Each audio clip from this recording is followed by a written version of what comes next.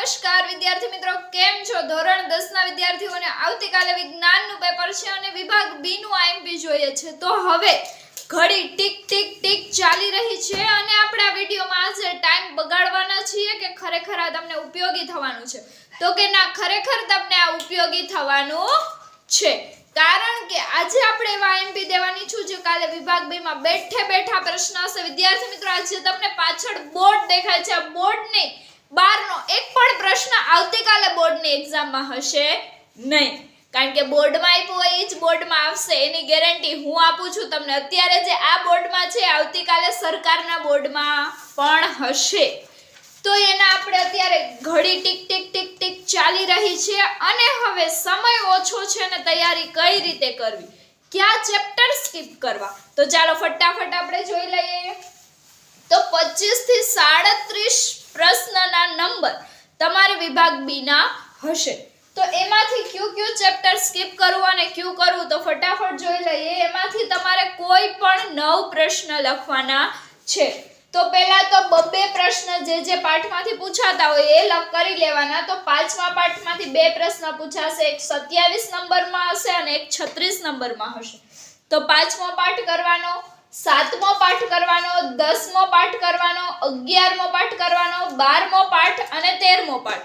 વિદ્યાર્થી મિત્રો, આમાંથી કંઈ પણ તમને જો નહીં આવડું હોય તો પણ તમને વાંધો નહીં આવે, કારણ કે આ પ્રશ્ન વધી ગયા છે. 5, 7, 11, 12 અને 13 5 પાઠ થયા અને 10 પ્રશ્ન થઈ ગયા છે. એક પ્રશ્ન તો પણ આપણે એક્સ્ટ્રા કરીએ છીએ, કારણ કે જો કાલે તમને એકાદો પ્રશ્ન ના આવડ્યો અથવા તમે કંઈક ભૂલી ગયા તો તમે એની જગ્યાએ બીજો પ્રશ્ન લખી શકો. તો આટલા ચેપ્ટર વિદ્યાર્થી મિત્રો સ્કીપ કરશો નહીં, ખાલી 5 ચેપ્ટર કરશો તો તમને વિભાગ બી માં પૂરેપૂરા માર્ક મળી જશે.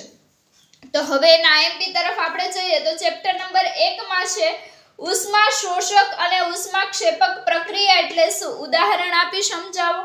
બીજું છે પદાર્થ X નું દ્રાવણ ઘોળવા માટે વપરાય છે તો તેનું નામ લખો, સૂત્ર લખો અને પ્રક્રિયા લખો. વિદ્યાર્થી મિત્રો, આ 10 સ્ટાર છે, કરી લેજો, સ્કીપ કરતા નહીં. ત્રીજો પ્રશ્ન છે ખોરાપણુંનું ઉદાહરણ સહિત સમજાવો. ચોથું છે સિમેન્ટ બનાવવા કયો પદાર્થ વપરાય છે તેની બનાવટ લખો. 5મો પ્રશ્ન છે વિઘટન પ્રક્રિયા ઉદાહરણ સહિત સમજાવો. વિદ્યાર્થી મિત્રો, 10 સ્ટાર છે, કરી લેજો, સ્કીપ કરતા નહીં. છઠ્ઠો પ્રશ્ન છે વિસ્થાપન પ્રક્રિયા અને દ્વિવિસ્થાપન પ્રક્રિયા વચ્ચેનો તફાવત અને સમીકરણ સાથે સમજાવો.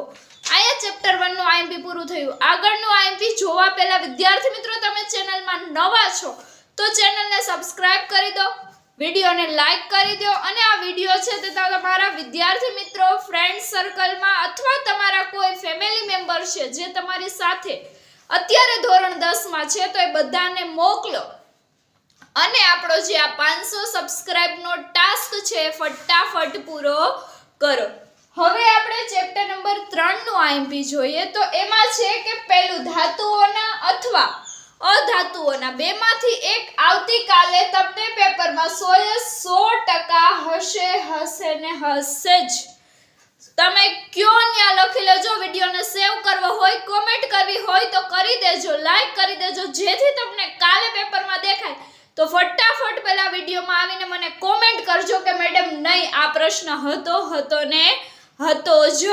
એટલે આ વિદ્યાર્થી મિત્રો પ્રશ્ન સ્કીપ કરતા નહીં. બીજું છે કારણ આપો. સોડિયમ, પોટેશિયમ અને લિથિયમનો તેલમાં સંગ્રહ કરવામાં આવે છે. ત્રીજો છે ઉભયગુણી ઓક્સાઇડ એટલે શું અને ઉભયગુણી ઓક્સાઇડના 2 ઉદાહરણ આપો. વિદ્યાર્થી મિત્રો, 10 સ્ટાર છે, કરી લેજો, સ્કીપ કરતા નહીં. આયા ચેપ્ટર 3 નું આઈએમપી પૂરું થયું. હવે ચેપ્ટર નંબર 5 જોઈએ આપણે. તેમાં પહેલું છે માનવ ઉત્સર્જન તંત્રની નામ નિર્દેશ વાળી આકૃતિ દોરો. વિદ્યાર્થી મિત્રો, ઉત્સર્જન વાળો પ્રશ્ન જો વિભાગ ડી માં હશે તો બી માં નહીં હોય, બી માં હશે તો ડી માં નહીં હોય. બેમાંથી એકમાં આવતીકાલે પ્રશ્ન લબક જબક થવાનો છે ને છે જ. 100% ગેરંટી આપું છું, એટલે એ પ્રશ્ન સ્કીપ કરતા નહીં. બીજું છે પ્રકાશ સંશ્લેષણની પ્રક્રિયાનું રાસાયણિક સમીકરણ લખો. ત્રીજો પ્રશ્ન છે લસિકાની વ્યાખ્યા આપો અને તેનું બંધારણ લખો વિદ્યાર્થી મિત્રો 10 સ્ટાર છે કરી લેજો સ્કીપ કરતા નહીં ચોથો પ્રશ્ન છે તફાવત આપો સ્વયંપોષી પોષણ અને વિષમપોષી પોષણ અથવા જારક શ્વસન અને અજારક શ્વસન આ બેમાંથી એક પ્રશ્ન આવતીકાલે પેપરમાં હશે જ એટલે હા સ્કીપ કરવાનો નથી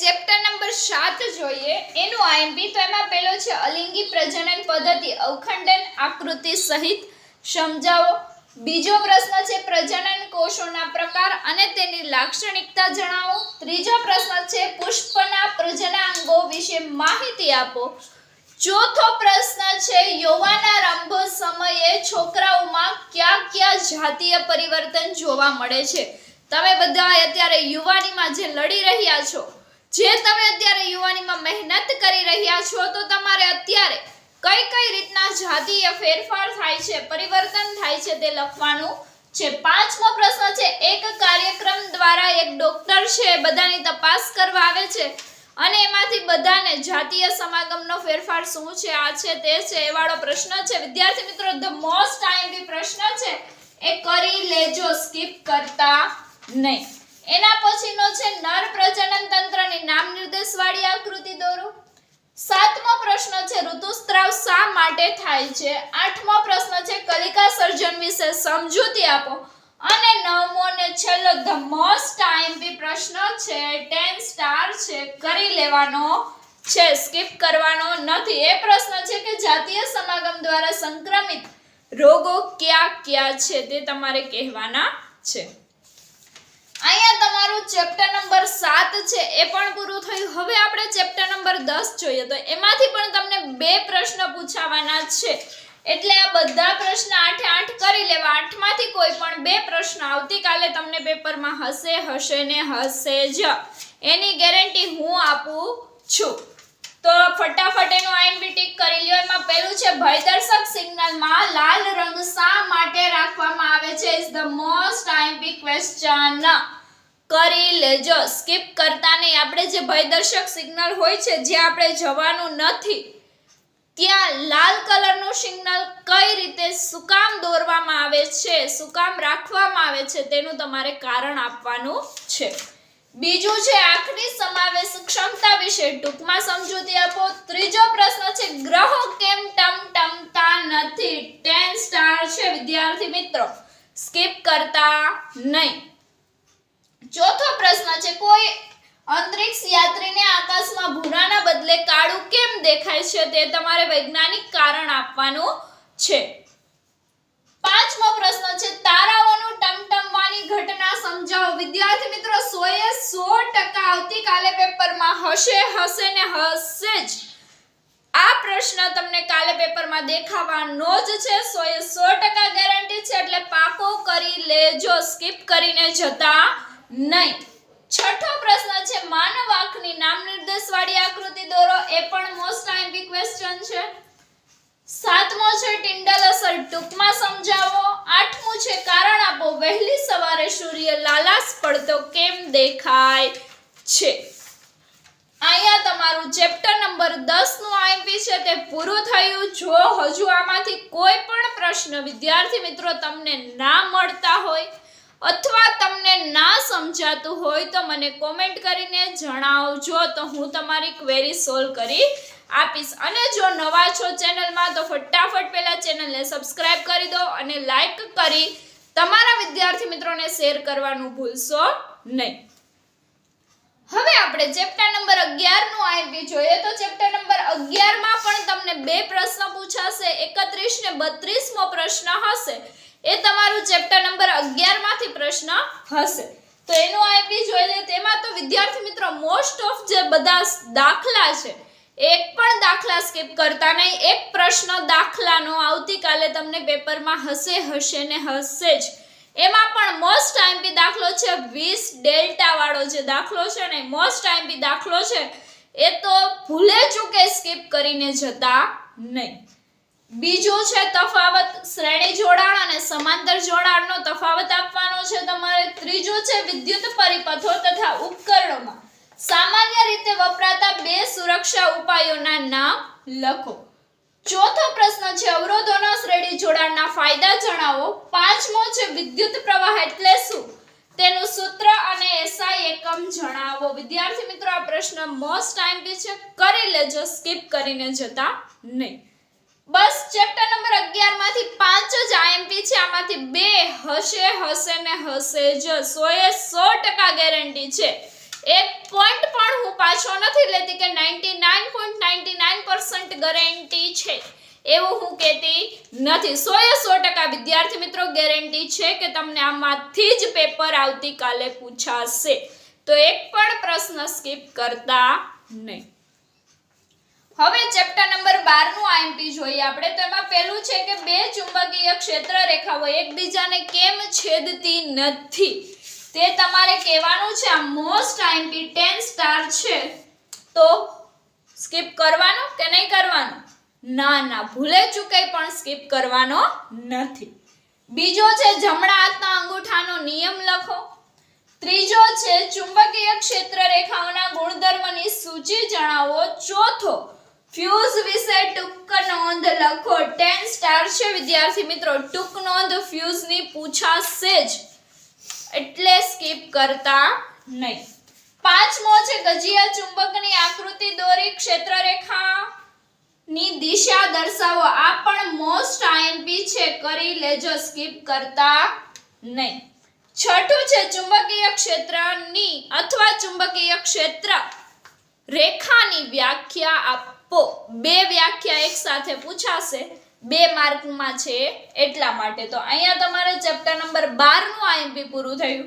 હવે વિભાગ બી, આ આખો બોર્ડ અને આવતીકાલનું તમારા બોર્ડના પેપરનો છેલ્લો પાઠ અને છેલ્લો પ્રશ્ન ચેપ્ટર નંબર 13 માંથી શું આઈએમપી છે એ આપણે જોઈ લઈએ.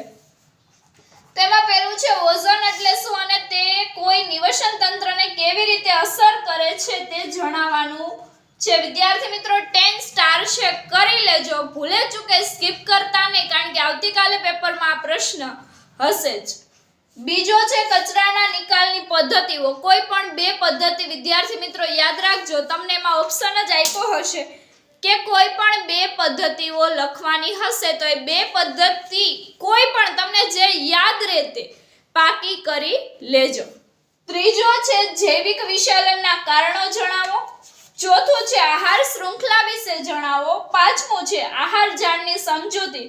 અને છઠ્ઠું ને ધ ટોપ 10 આઈએમપી માંનો એક પ્રશ્ન છે કે સ્વચ્છ ભારત અભિયાન અંતર્ગત કચરાનો નિકાલ કરવામાં તમારું યોગદાન શું છે તે તમારે કહેવાનું છે. એવું ન લખતા કે અમારું યોગદાન કાંઈ નથી. ભાઈ કાંઈક નહીં તો કાંઈક લખવું તો ફરજિયાત છે. એમ લખીને આવશો કે ભાઈ અમારું યોગદાન કાંઈ નથી તો માર્ક મળશે નહીં, એટલે એ પ્રશ્ન પાકો કરી લેજો. અહીંયા વિભાગ બી તમારો આખો પૂરો થયો. ફટાફટ આનો સ્ક્રીનશોટ લઈ લ્યો અને જો કાંઈ પણ ક્વેરી હોય તો કોમેન્ટ કરીને જણાવવાનું ભૂલશો નહીં. અને આપણો ટાસ્ક તો જરા પણ ભૂલાય નહીં. ચાલો ફટાફટ ટાસ્ક પૂરો કરો અને સ્ક્રીનશોટ લઈ લો.